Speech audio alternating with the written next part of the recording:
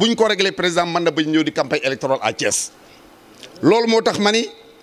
li ñu dul faral di def mooy je commence par des conclusions leneen li ciy dellu si kon bu doon xëy na ba ñuy nekk élève Cheikh Baye Cheikh dama naan ma ñëw boog defaat introduction kon damay lamber carte gi mooy saluer encore une fois initiative bi ngeen jël tey am na ku ko wax tout à l'heure j'ai l'habitude de dire et c'est par expérience que je le dis mobilisation mbedd du mooy gagner élection su mobilisation doon gagner ak kaar yu bari ak t-shirt Ablaye du daanu du gagner ay élection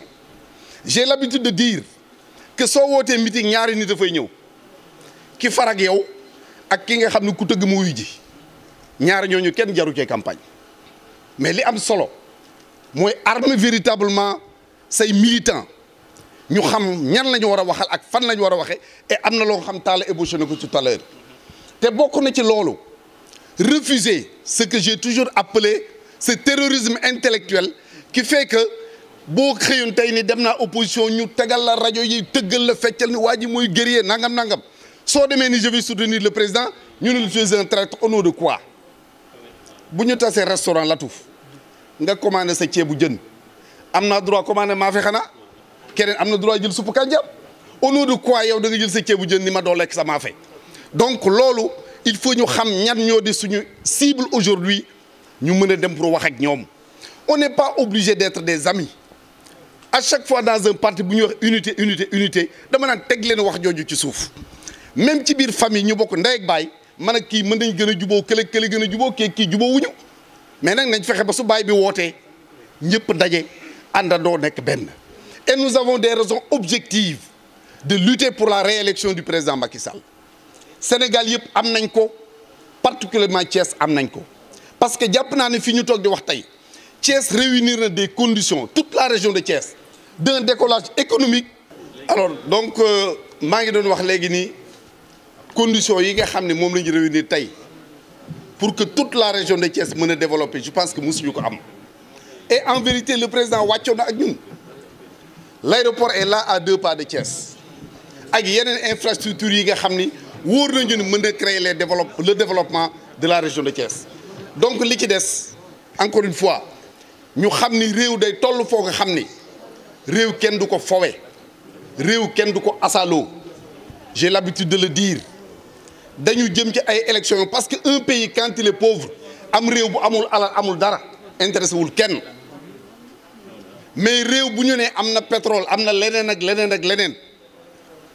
fu borom alal nekk ci àddina dina def lépp lu mu mën pour dugg si ci biir réew mi bokk na ci raison yi tax bi ñuy wax parrainage bi ma bokk ci ñi ko apprécier bu baax a baax parce que bu ñu ko deful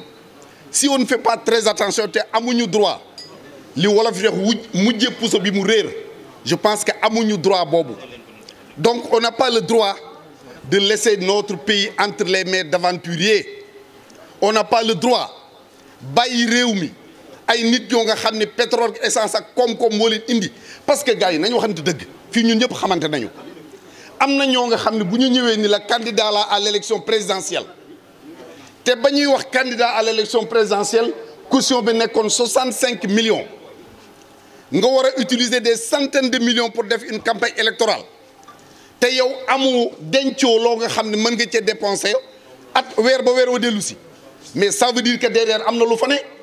ça veut dire que derrière am na des forces occultes qui ne sont là que pour déstabiliser notre pays te suñu responsabilité mooy faire face à cette situation là képp koo nga xam da nga ñëw pour bëgg a faagaagal réew mi je pense que suñu responsabilité la pour ñu taxaw jàmmaarloo ak yow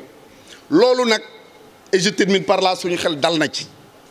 damay wax ni am na Maodo wax na ko tout à l'heure gëm ni la victoire de notre candidat lu leer la wax na ni c'est des élections sérieuses même si elles ne seront pas difficiles mais des élections sérieuses il a raison 2012 dañuy dem élection ànd ak sama baay sama xarit le président Wade yàlla na yàlla guddal fanam te may ko wér gu yaram di ko sargal ci liggéey bu rafet bi mu def Sénégal di am mbégte aussi bi ko doomam remplacer continuer di def le même travail mais ba ñuy dem élection on avait au moins en face de nous ñeenti candidats yoo nga xam ni ku ci nekk lu mu dee mënoon nga am 10% donc suñu dem au deuxième tour c'était presque inscrit c'était clair. Moustapha Niasse, Ousmane Tanor Dieng, Idrissa Seck, Macky Sall. À l'arrivée, Moustapha Niasse a eu 14%, je crois. Ousmane Tanor 13, Idrissa Seck 7, Macky Sall 26. Nous sommes au deuxième tour. Tay ñuy dem ci benen élection bo nga xamni l'ensemble des candidats mën naa leen cax fii yéen ñëpp di leen candidats yi jàkkaarloo ak notre candidat kan moo ci mën a am 5%. Donc ça veut dire que nous allons gagner les élections nañu góorgóorlu def le travail qu'il faut continuer à le faire ba à l'heure du bilan bu président ni mukk j'ai gagné mais Thiès était en reste. Nous allons gagner, mais nous allons gagner avec Thiès. Nous avons les moyens de le faire, nous avons le potentiel pour le faire, nous avons l'engagement nécessaire pour le faire. Donc j'ose croire que demain, au soir du 24 février, nous serons tous ensemble ici avec nos frères et sœurs de tous les partis politiques, tous les responsables y compris, parce que c'est important. Su Macky gagné, directeur généraux yaa ngi fi ñeneen ak ñeneen a ngi fi su perte